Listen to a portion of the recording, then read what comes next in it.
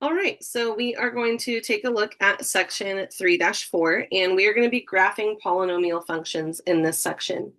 Now, over the last chapter and a half or so of material, we've really been collecting clues to contribute to graphing polynomial functions, and soon we will also introduce graphing rational functions. And in these types of problems, it's less straightforward than graphing quadratic equations. It's not just all the same shape of a parabola. There's a lot of different possibilities with these types of functions. So as many clues as we can gather for what these graphs look like, the better. So we'll be using the end behavior and the multiplicity of roots that we saw in previous sections.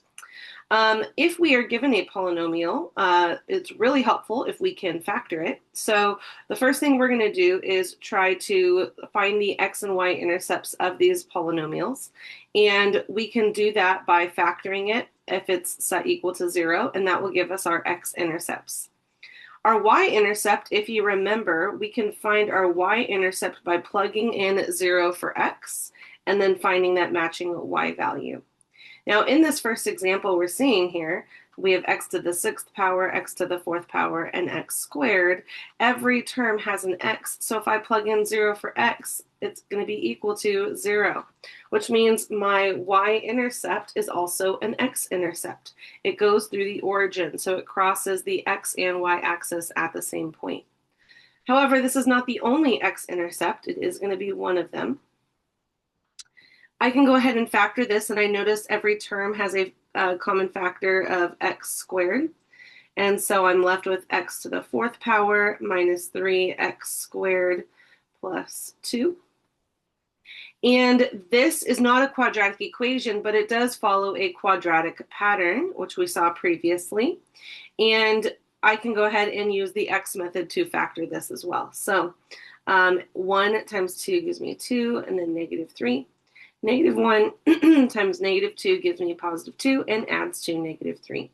So now, instead of having x plus 1, or x minus 1 and x minus 2, I'll have x squared minus 1 and x squared minus 2.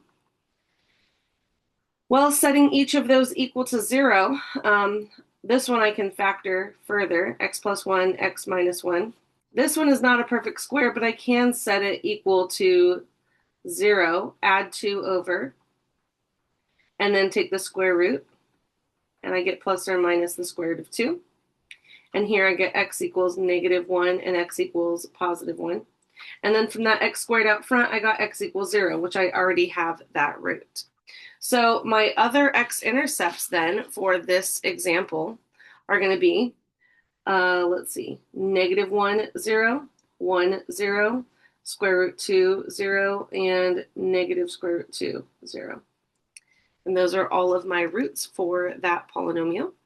And at 0, 0, it has a multiplicity of 2 because we can see that we have x squared out front. So we have 2 copies of that root. Again, we should have the same amount of x-intercepts, or not x-intercepts necessarily, but the same number of roots, including imaginary roots, as the degree of our polynomial. In this next example, we have a degree 3 polynomial, so I'm hoping to find 3 roots, whether that includes imaginary or not. And then I can go ahead and find my y-intercept as well. So my x-intercepts and my y-intercepts. Again, the y-intercept is the easier one. We're just plugging in 0 for x, 0, 0, 0, and 5. So my y-intercept would be 0, 5. And then I noticed that this is 4 terms. So whenever we saw 4 terms, we thought, maybe factoring by grouping will work. Anytime we're factoring, we always want to pull out the GCF first, but there is no GCF among all 4 of these terms. So going into factoring by grouping, in my first group that has a common factor of x squared, and I'm left with x minus 5. And in this factor, there's no common factor, but what I can do is pull out a negative 1. And that gives me x minus 5. Well, they have a common factor of x minus 5. I can pull that out front, and then I'm left with x squared minus 1. And that can be factored further to x plus 1, x minus 1. So that gives me all of my x-intercepts. 5, 0, -1, 0, and 1, 0. So that's finding our x and y intercepts. That's one tool that we can use. The intermediate value theorem is a theorem that comes up in pre-calculus as well as a Calc 1 class. And basically what this is telling us is that if I have a continuous function or a polynomial function on an interval from a to b, so I'm looking at this function from x equals a to x equals b, and I know that it's continuous on the interval, meaning there's no holes, no jumps, no asymptotes, no undefined values or anything like that. It's a continuous function. You can draw it without lifting your pencil. Well, if at A it equals a negative value and at B it equals a positive value, or vice versa, if A was positive and B was negative, so one of these giving us a positive value, one of them giving us a negative value, then somewhere in between A and B, it must cross the x-axis. And this is true. So we can get a smaller and smaller interval and kind of zero in on where that root might be. Now, there's no way for me to get from this point here to this point here without crossing the x-axis. There's no way of like going around. There's no going, far enough around the x-axis to never get to it. It would no longer be a function and the x-axis goes on forever. I can't go around this way and then get to that point. There's no way to do that. I, at some point between A and B, have to cross the x-axis. So this is used to help us kind of narrow in and zero in on x-intercepts or roots. All right, so that's the intermediate value theorem. The way we practically use it in problems a lot of time is displaying that there is a root between two values. So I have this function f of x, and it says that it has a real root, or we want to show that it has a real root, between x equals 2 and x equals 3. So this is not a coordinate. This is x equals 2 and x equals 3. So I want to find f of 2 and f of 3. I'm plugging those into my function. So plugging in 2 cubed is 8, minus 2 times 2 is 4, minus 5, and that gives me -1. And then plugging in 3 to my function, 3 cubed is 27, minus 2 times 3 is 6, minus 5 gives me 16. And so since I get a negative value for one of them and a positive value for the other, and this is a polynomial, which means it's continuous on this interval, then that means that we have a root between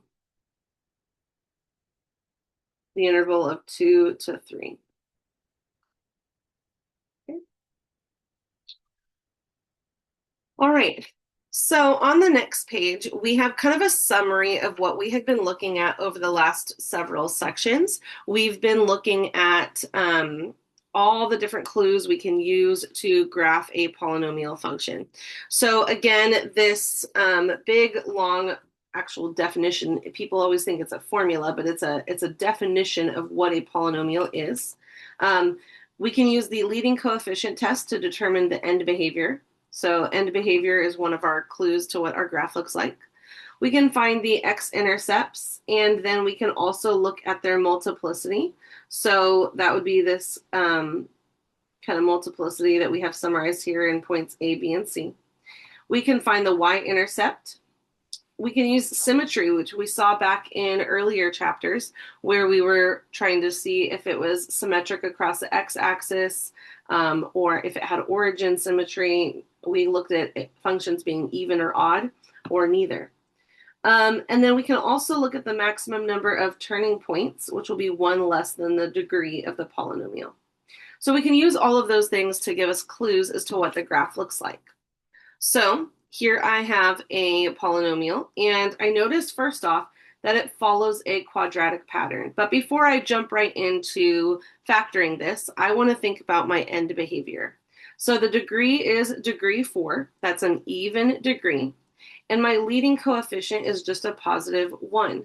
So I can know that my ending arrows, because the degree is even, go either both up or both down. And because my leading coefficient is positive, I know that my ending arrows are both going up. So when I think about my graph, I should be thinking, okay, it's going to be going up here and going up here. Now, back to the quadratic pattern here. Again, I do notice that it follows a quadratic pattern, so I can use the x method to try and factor this. 1 times 1 gives me 1, and then -2. So -1 and -1 multiply to +1 and add to -2. So I have x squared minus 1 and x squared minus 1. Factoring both of those, x plus 1, x minus 1, x plus 1, x minus 1. And so I have x plus 1 squared. I have 2 copies of it. And x minus 1 squared. I have 2 copies of that. And so I have roots at x equals -1 and x equals +1. They each have a multiplicity of 2. And so what that means is that at each of those points, my graph touches the x-axis and turns around. Okay. Now, one of the other things I can find is my y-intercept. I can plug in 0 to my function. Plugging in 0, that would be 0, 0, and 1. So I have the point 0, 1. And I have quite a bit of information at this point. So I'm going to go ahead and plot what I have so far. And if this isn't enough information to give you a clear picture for your graph, you can always plug in more points. So I have x equals -1 and x equals +1, and I know that it touches and turns around there. I know, and I'm going to do this in pencil so that I can erase it. I know my ending arrows are going up in that direction. And I also know I have the point 0, 1. So I actually have quite a bit of information here. I know going to -infinity, my graph is starting up here and it's going to come down. And when my graph touches the x-axis here, it has to touch and turn around like we just saw because it has a multiplicity of 2. So I know it's going to touch, turn around, but it has to then go through this point. So it's going to turn here and then touch and turn around. And there's actually one other piece of information that I left off here. Because this is degree 3, I have at most 3 turning points. So it doesn't mean that my graph has to turn 3 times, but it definitely cannot turn more than 3 times. So that's the maximum number of turning points. And I know that my graph will keep going up to infinity going this direction. So it turned once, twice, a third time. My graph cannot do any more turning. And I could plug in maybe -2 and +2 if I wanted to get an idea of how steep this goes up. But this is enough detail for me. So this is what the graph of this function looks like. In our next example, it says, write the equation of the following function, and we have some polynomial function here. So we're going to need to look at a few clues here. First off, I see that I have 1, 2, 3 turning points. I see my ending arrows are both going up, so my degree has to be even. And I probably am looking at a degree 4 polynomial here because there are 3 turning points. And I have these x-intercepts here. I have at 5, 2, and -3. And at 2, I have to have a multiplicity of at least 2, and it has to be even because it touches and turns around. So looking at my roots, I would say I have x plus 3. That would give me this -3 here. I have x and then plus or -5 for my +5 here. And then for this x equals 2, -2, and then that one would be squared because it touches and turns around. I have to have a multiplicity of 2 for that one. But what I don't know is what my coefficient out front might be. So right now I'm going to write f of x is equal to a times all of that. So the very first thing I need to do is start multiplying these out. Now I'm going to multiply out these two here. And I'm not going to show my box for multiplying that out, but that would give me x squared minus 2x minus 15. And then for this one here, x minus 2 times x minus 2, that will give me x squared minus 4x plus 4. And then I need to multiply these two out. And I will go ahead and show you that box here off to the side try and squeeze it in a little bit small here. And I have x squared minus 2x minus 15, and x squared minus 4x plus 4, x to the fourth power minus 2x cubed minus 15x squared, 60x minus 60 and minus 8x and plus 8x squared and minus 4x cubed and plus 4x squared. So multiplying all of that out, I end up with x to the fourth and then minus 6x cubed. And then I have positive 12x squared minus 15x squared, so negative 3x squared, and then plus 52x minus 60. And what I need now is another point. I need a clear point on my graph, and I see that it goes right through 0, negative 2. So I have this point here, 0, negative 2. And that gives me an x and a y value. So I'm going to plug in these values here, x and y, and plugging in 0 for x. This is 0, 0, 0, 0, and then negative 60 times a is equal to, and this is my y value, negative 2. So if I divide both sides by negative 60, I get 1 over 30 is my a value. So I can go ahead and write that out here.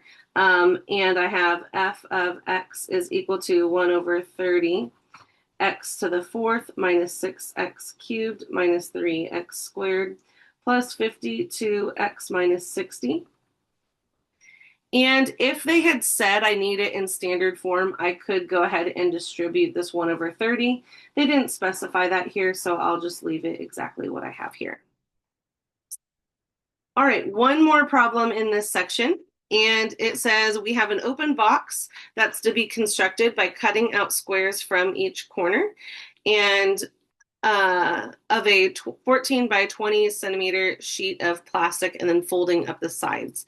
And then we want to find the size of the squares that should be cut out to maximize the volume enclosed by the box. So let's first draw a picture. And I have a 20 by 14 centimeter sheet of plastic, and we want to cut out these corners to fold it into a box, and we're going to label those X by X corners that we're cutting out. We don't know how big of corners to cut out to maximize the volume of the box. So if you imagine these sides being folded up and creating this open top box here. So we're folding these sides up and folding these sides up. And then we have this open top box here. Then this new side length here, we've cut out x from this side and x from this side. So that would be 20 minus 2x. And then this side length here, which was a total of 14, but we cut out x and we cut out x. So it would be 14 minus 2x here. And then the height of the box would be x, because we're folding up these sides that have a length of x here. So the volume, I'll call it v of x, a volume function in terms of x, would be x times 20 minus 2x times 14 minus 2x. And we can multiply all of that out, and then we can try to maximize the volume. Now, let's think about how big x can be, because it can't be anything. X can't be 100, because if I cut out 100 length squares here, well, that's more than I even have here. So the longest x could be would be half of this side length. And I can't use this side length because this side length is longer. The longest x could be a 7, because if I cut out 7 here and 7 here, well, then that was cutting this entire side. And so we would be not having a box anymore. So my x needs to be between 0 and 7. Okay. So what we're going to do, we're actually going to use our calculator to take a look at what this function looks like. And I'm going to go ahead and type this into my calculator. So we have x, oops. Let me go ahead and just put this under here so you can see. So we have x times 20 minus 2x times 14 minus 2x and graph.